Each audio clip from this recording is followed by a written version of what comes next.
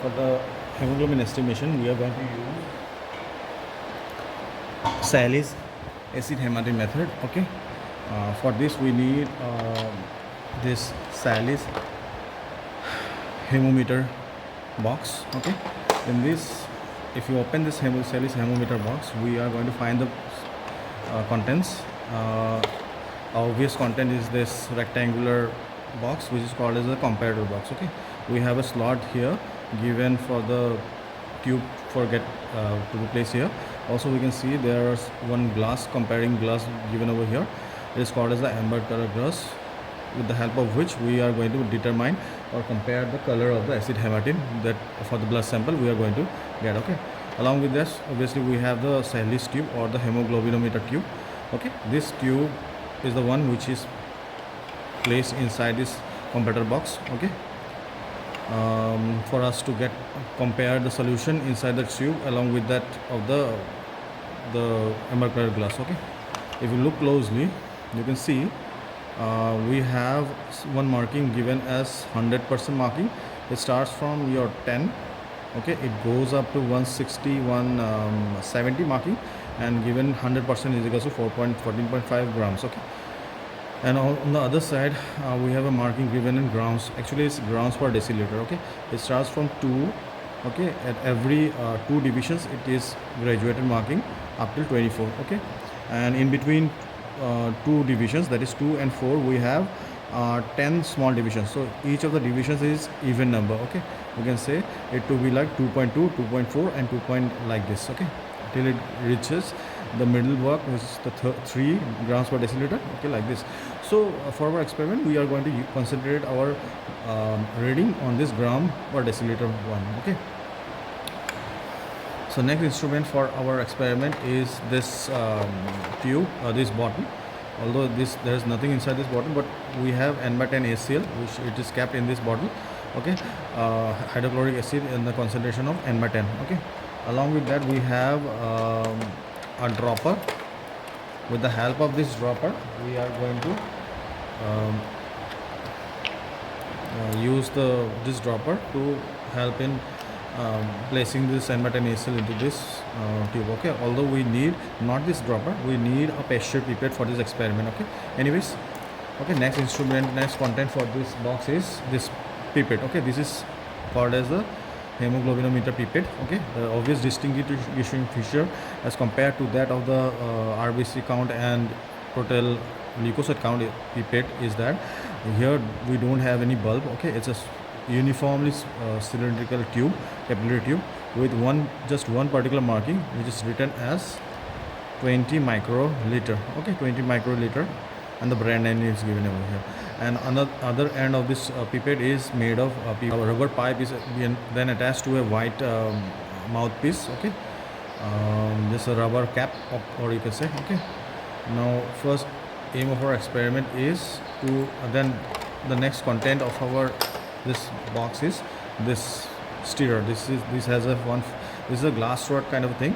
Okay, we have one end of this glass rod as thick, flat, another end is uniformly cylindrical. Okay, the thing is that this stirrer has to be used for stirring the solution that is placed inside this tube. Okay,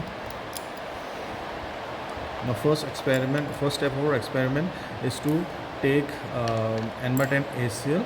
Okay, and insert or discharge it or place it inside the tube. Okay, let's do it. So here is another bottle containing Hematin HCl.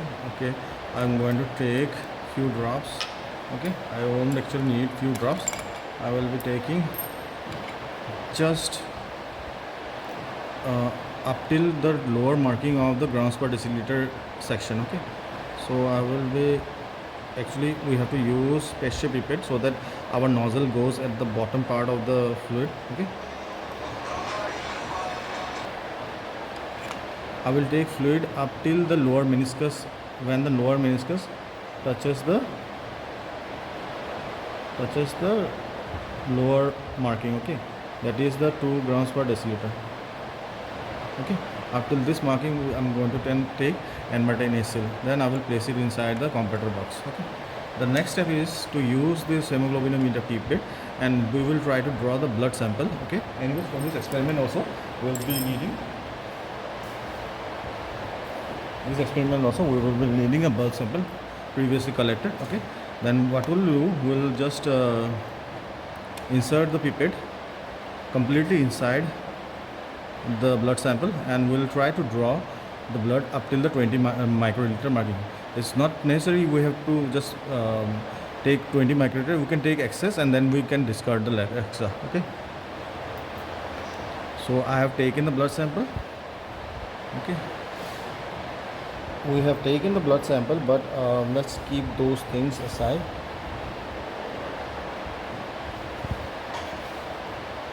Okay, now we have taken the blood samples. Okay, now you can see there's excess of fluid inside this tube. Okay, it's more than the required amount. Okay, the required amount is up till this. I've taken up till this. Okay, also along with that, we have to also take into consideration the fluid that is outside the tube. You just take a filter paper and clean the outer borders of this pipette with a filter paper. Okay, then try to remove the excess fluid that is inside this pipette. Okay, as you can see, it's more than the required amount. Okay, sorry, you can see with the help of this, see it's more than the required amount. So we'll try to trap it. Okay, you should either tap it on the hand, or you should tap it on the okay.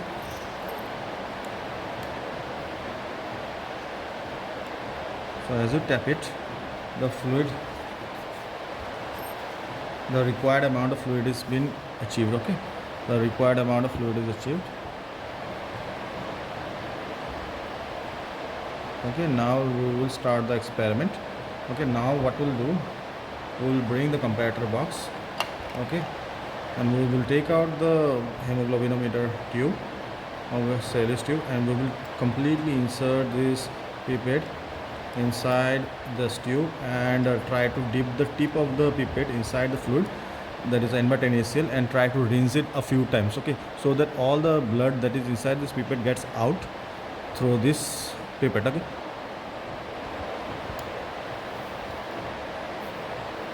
by blowing it with the help of the mouth. Okay, this mouthpiece. Now before you take it out, the pipette from the tube, you give a blow out pressure via the mouthpiece. Okay, so that none of the fluid is taken while the pipette is coming out from the tube. Okay, so give a blow out or exhale air into the pipette via this mouthpiece, and you take out the pipette simultaneously. Okay, now the complete fluid has been transferred into this tube. Okay, now we'll do what? I will use the spatula for mixing the fluid inside this tube. Okay, I will stir a few times. Okay, stir a few times, and I will keep it in the slot, or the tube slot in the comparator box, and keep it aside for 10 minutes. Okay, now 10 minutes has passed out. Okay, now we are going to start with the experiment. Okay, what we'll do, we will use distilled water. For the next steps of the procedure of hemoglobin estimation, we have to dilute the acid hematin, or the solution that is present inside the hemoglobinometer tube. Okay, but as N/10 is a very costly solution, so we can do another thing. We can use the distilled water as the diluting agent. Okay, we can use the distilled water drop by drop, and we'll just follow this procedure. Okay,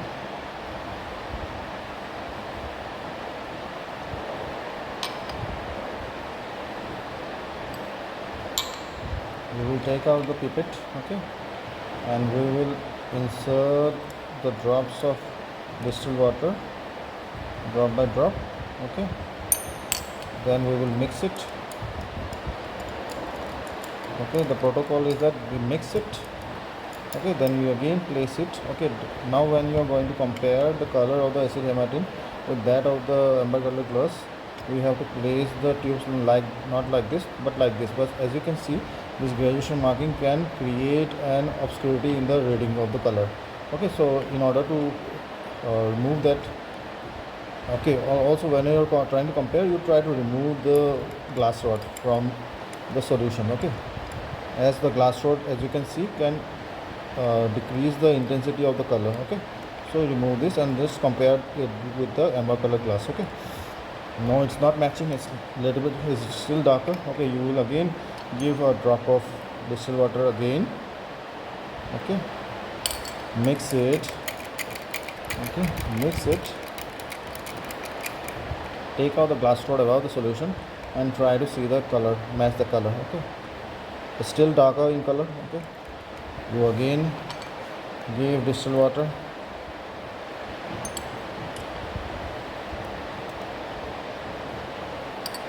This time I hope it's mixed.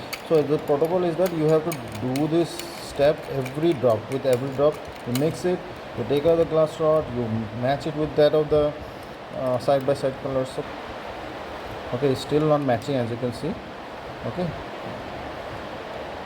you can see it's still not matching. Okay, so what I'll do, see, it's not still matching. Okay, I will give a few more drops.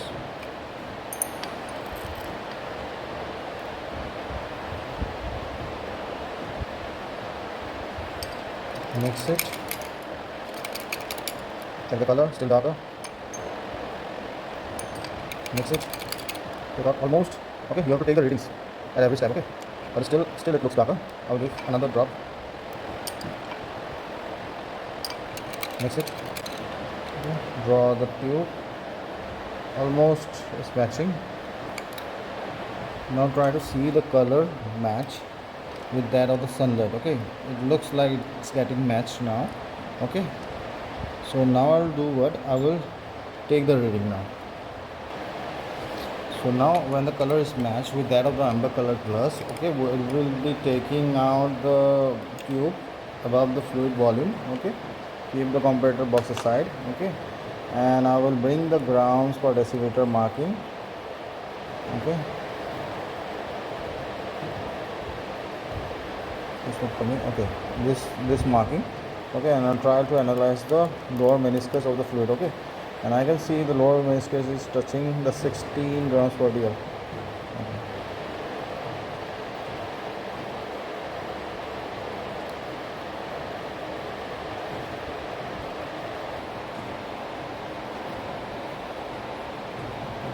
So as you can see, it's 16 grams per dl.